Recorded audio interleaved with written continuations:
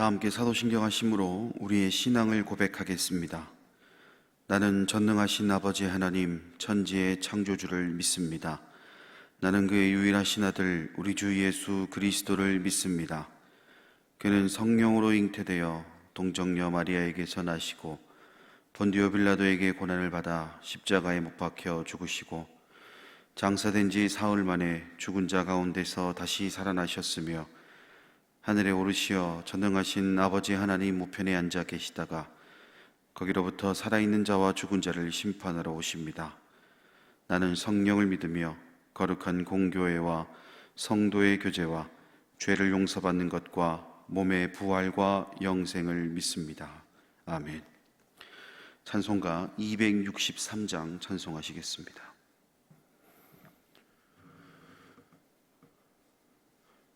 찬송가 263장입니다. 이 세상 험하고 나 비록 약하나 늘 기도 힘쓰면 큰 권능 얻겠네. 주의 은혜로 대속받아서 피와 같이 붉은 죄 눈같이 이겠네.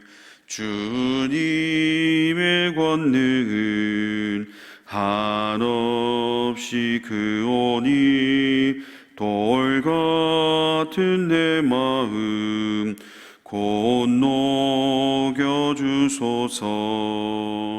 주의 은혜로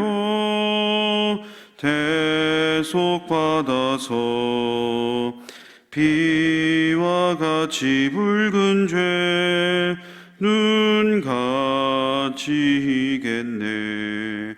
내 맘이 약하여 늘 넘어지오니 주 예수 힘주사 굳세게 하소서.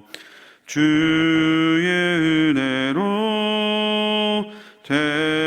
대속받아서 피와 같이 붉은 죄 눈같이 이겠네.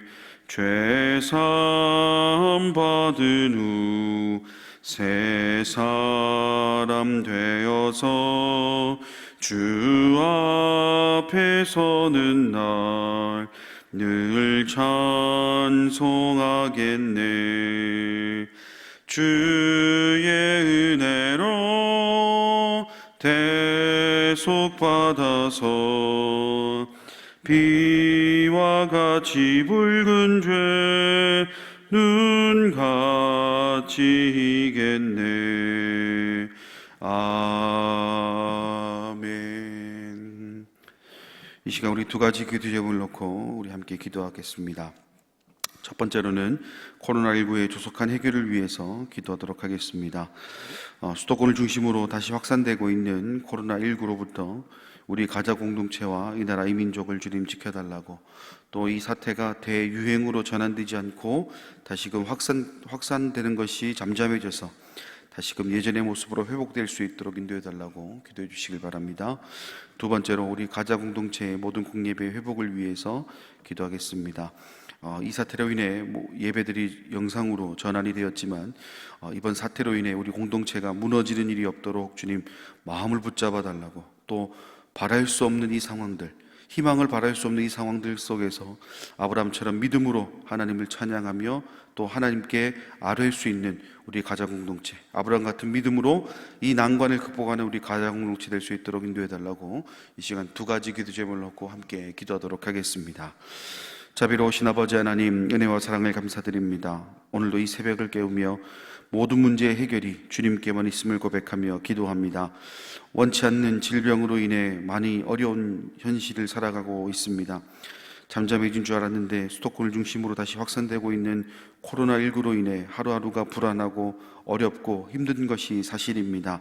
주님, 간절히 빌고 원합니다. 이 코로나 사태를 통하여서 주님, 어떤 일이 펼쳐질지 모르는 이 막막함 가운데에 우리 가자 공동체와 이 나라 이 민족을 주님 지켜 주시옵소서.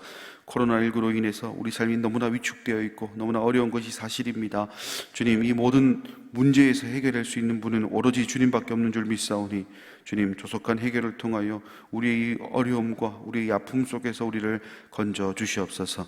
또 이 코로나19가 대유행으로 전환되지 않고 다시금 예전의 모습으로 회복될 수 있길 주님 간절히 소망합니다. 우리가 할 수 있는 것은 아무것도 없습니다. 그렇기 때문에 오늘도 주님께만 소망이 있음을 고백하며 기도하오니 주님이 어려움으로부터 이 나라 이 민족 우리 가자 공동체를 지켜주시고 또 인도하여 주시옵소서. 공예배 회복을 위해서 기도합니다. 예배 회복을 위해서 천천히 그러나 뒤처지지 않을 만큼의 전진을 하고 있던 우리 가자 공동체가 이번 사태로 인해 많은 상처가 있습니다. 많은 아픔이 있습니다. 많은 어려움이 있습니다. 주님, 그렇기 때문에 더 말씀 중심, 기도 중심, 예배 중심이 되어야 됩니다. 주님, 모든 공예배가 하루속히 회복이 되어서 우리가 정말 회복되어야 되는 모든 부분들이 회복되어지고 또 말씀으로 다시 재무장하는 우리 가자 공동체 될 수 있도록 주님 인도하여 주시옵소서. 특별히 아브라함처럼 바랄 수 없는 그 상황에서도 믿음으로 하나님을 찬양하길 원합니다. 우리 마음 가운데 완악함과 또 우리 마음 가운데 연약함이 있다면 주님 그 연약함을 강건함으로 바꿔주셔서 아브라함과 같은 믿음으로 이 난관을 극복하는 우리 가자 공동체 될 수 있도록 주님 인도하여 주시옵소서. 이 시간 사랑하는 담임 목사님을 통해 오늘 우리를 향한 하나님의 귀한 말씀을 듣게 하시니 감사합니다. 저희들에게 공급해 주시는 이 생명의 양식을 통해 우리의 몸과 마음이 회복되어지고 아브라함처럼 담대히 세상으로 나아가는 다짐의 시간이 될 수 있도록 주님 인도하여 주시옵소서. 모든 말씀 예수님의 이름으로 기도드립니다. 아멘.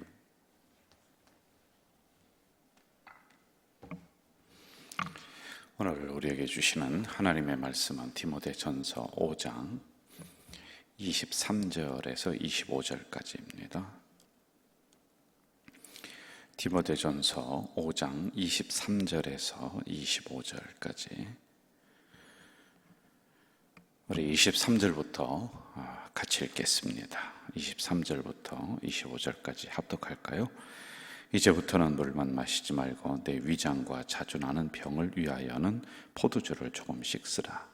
어떤 사람들의 죄는 밝히 드러나 먼저 심판에 나아가고 어떤 사람들의 죄는 그 뒤를 따르나니 이와 같이 선행도 밝히 드러나고 그렇지 아니한 것도 숨길 수 없느니라. 아멘. 23절에 보면 이제 사도 바울 목사님이 디모데 목사님에게 내게 있는 위장 그 병을 위해서 포도주를 조금씩 쓰라 이렇게 나오고 있습니다. 유대인들에게는 철저한 금육주의라는 게 있어요. 그들은 이제 신앙생활 해나가는 데 있어서 스스로를 통제해 나가는 것을 금육주의 이렇게 이야기를 합니다. 그러니까 이제 이런 것이죠. 너무 많이 먹지 않는다든지 또는 시간을 정해놓고 나는 일주일에 몇 번씩 금식을 한다든지 이러한 것들입니다. 그리고 일정 기간 인생을 살다가 나는 몇 년 동안 하나님 앞에 헌신한다든지 이러한 것들이 그들은 그냥 일상생활로다가 굳어져 있는 부분들이 있습니다. 바울이 요구한 대로 22절에서 보면은 이 디모데 목사님이 이제 두 가지가 있었던 것 같아요. 하나는 교회를 섬기느라고 자기 건강을 돌보지 않았던 것. 이제 사람들과의 관계를 하다 보면은 본인도 모르게 스트레스를 받고 그러다 보면은 이제 몸이 고장이 나는 경우가 많이 있어요. 위장병은 아마 그래서 있었던 것이 아닌가라는 이런 추측을 하나 또 합니다. 그리고 또 하나는 뭐냐 하면은 그 당시에 그 지역에서는 물이 굉장히 귀합니다. 근데 이 물도 석회질로다가 되어 있어요. 그런데 이것을 조심하지 않고 그냥 마셨을 때는 그 위장에 문제가 일어나는 경우가 이렇게 종종 있었단 말입니다. 하여간 어떻든지 간에 두 개 다 이제 추측이란 말이죠. 그런데 한 가지 분명한 것은 이 디모데 목사님은 사도 바울 그 스승님을 따라서 금욕적인 생활을 했어요. 그 물질을 추구하지 않고 또 음식도 탐욕을 내지 않고 자기를 절제해 가면서 그렇게 목회를 했습니다. 지금까지 우리가 에베소 교회를 이 디모데 전서를 통해 배워왔듯이 문제가 많은 교회란 말입니다.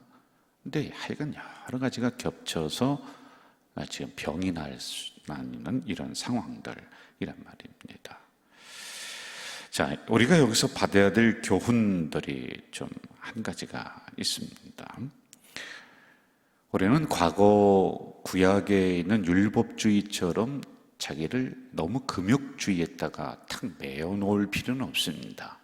그러나 제가 목회를 하고 교회를 섬기고 또 그것을 떠나서 한 사람의 신앙인으로서 이렇게 살아보니까요, 자기를 절제하는 금욕주의적인 부분이 우리들에게 좀 있으면 좋을 것 같아요.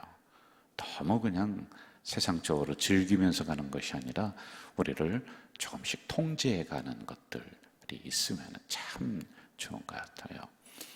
어떤 목사님은 음식을 드실 때도 자기만의 철칙이 있더라고요. 뭐 반찬을 몇 가지 놓지 않는다라든지, 우리 어떤 성도님들도 이렇게 보면은 본인들만의 신앙생활하는데 규칙들이 있더라고요. 예를 들어서 본인은 아침을 금식한다든지, 이제 이러한 부분들, 저는 이런 부분들이 참 좋다라고 생각을 합니다.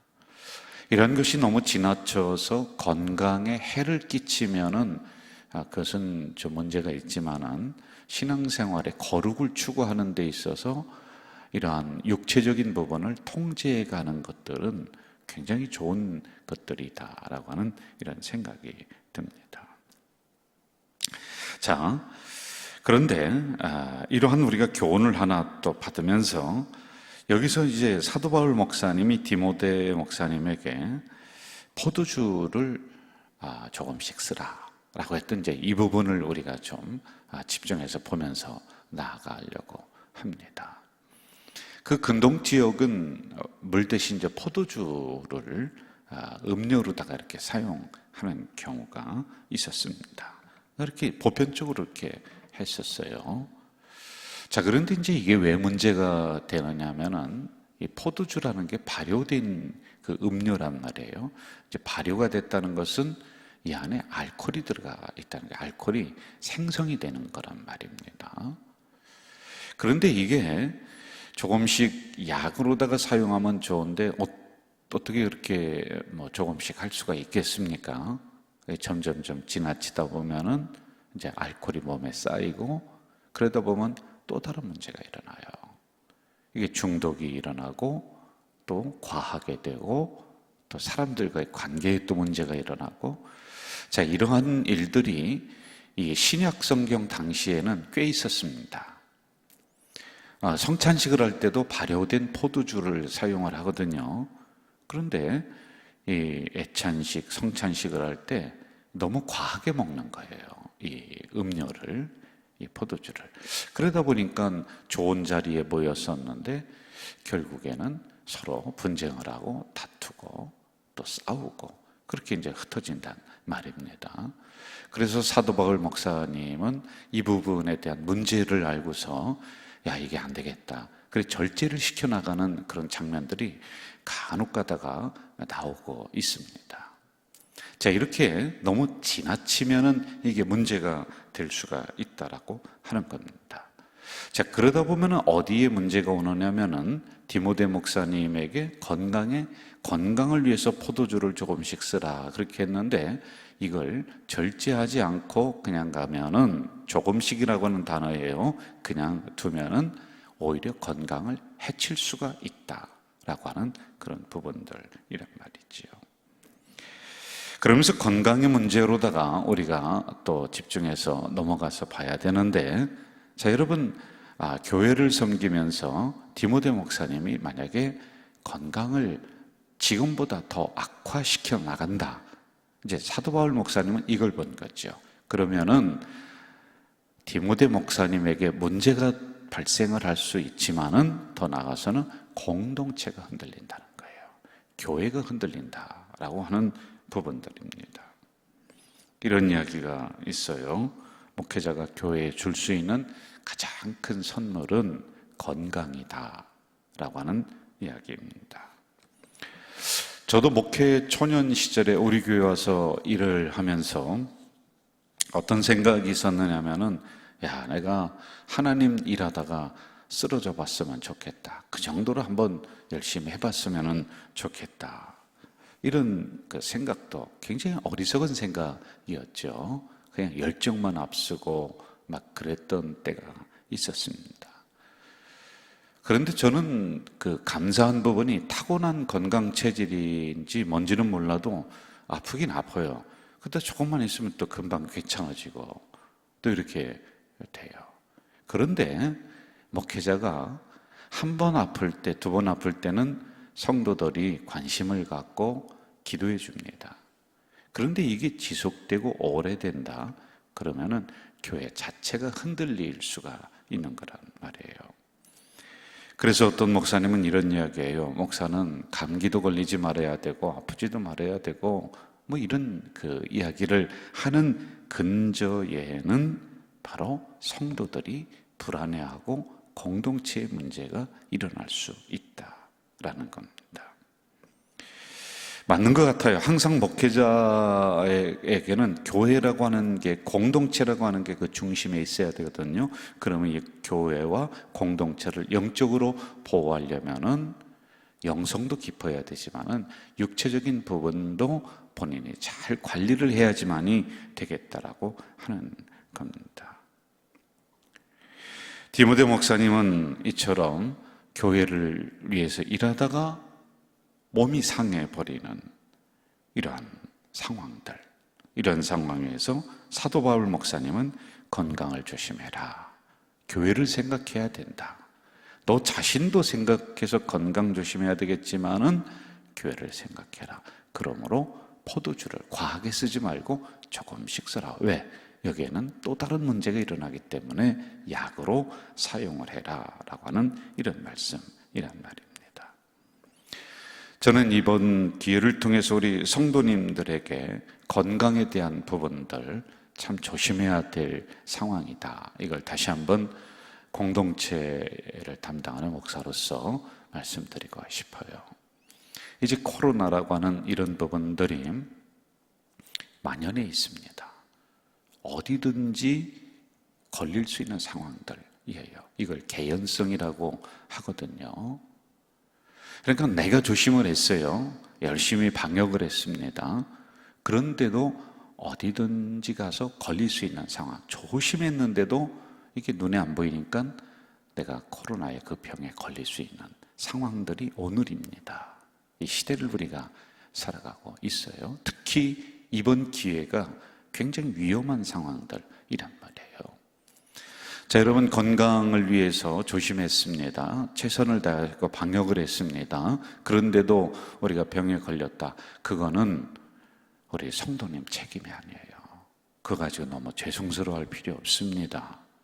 그런데 그렇게 병에 걸리고 나서도 아무런 의식 없이 또 다른 사람 누군가에게 내가 이 병을, 이 전염병을 옮긴다. 그거는 잘못이죠. 그러나 내가 조심했는데 어쩔 수 없이 이러한 병에 털컥 걸렸다. 그거는 우리 권사님, 집사님 잘못이 아니에요. 괜찮습니다. 걸리고 나서 우리의 행동이 참 어리석었느냐? 그러면 그건 잘못이죠. 여하튼지 간에 우리는 이런 상황에서 믿음으로 나가면은 뭐든지 하나님이 다 지켜주신다. 그러며 방역이라든지 이 모든 것들을 우리가 다 놔버린다. 이거는 굉장한 오산입니다. 착각입니다. 그게 믿음이 아닙니다. 여러분, 더 최선을 다해야지만 돼요. 하나님이 원래 우리에게 건강한 몸을 주시고 그 다음에는 어떻게 하셨느냐? 이제부터는 네 몸은 네가 관리해라. 이렇게 주신 거예요. 그럼 우리가 질병 걸렸으면 1차적 책임이 누구에게 있느냐? 우리에게 있죠. 그래서 우리의 몸을 하나님의 성전을 다루듯이 잘 다뤄라. 이렇게 말씀을 해주고 있단 말입니다.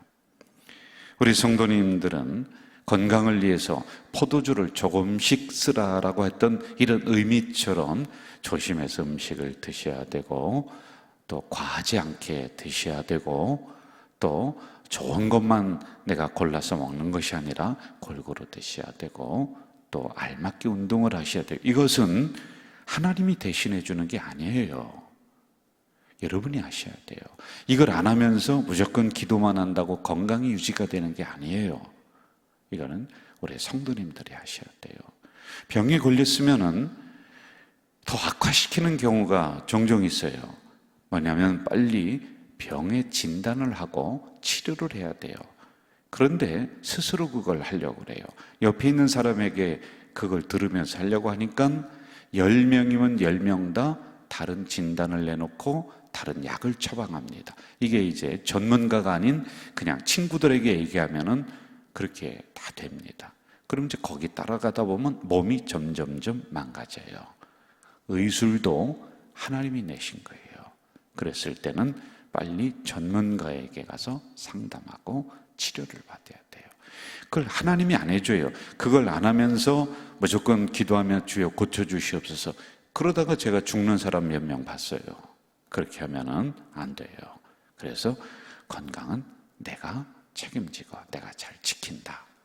이것을 우리가 이 새벽에 잘 생각해야지만이 됩니다. 자, 24절과 25절로 한번 좀 가볼까요?